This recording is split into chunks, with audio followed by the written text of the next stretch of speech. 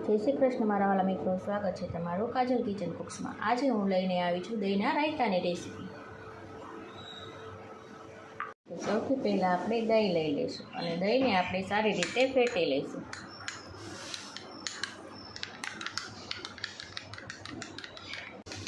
હવે દહીં આપણું સરસ રીતે ફેટાઈ ગયું છે। હવે આપણે તેમાં થોડી હળદર ઉમેરી દઈશું। ત્યારબાદ લાલ મરચું પાવડર ઉમેરી દઈશું। ત્યારબાદ ધાણા જીરું પાવડર ઉમેરી દઈશું। ત્યારબાદ શેકેલા જીરાનો પાવડર ઉમેરી દઈશું।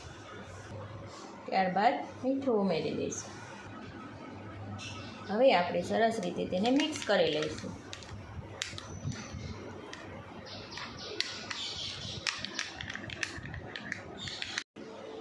હવે મસાલા પણ સરસ રીતે મિક્સ થઈ ગયા છે। હવે આપણે તેમાં થોડી કોથમીર ઉમેરી દઈશું।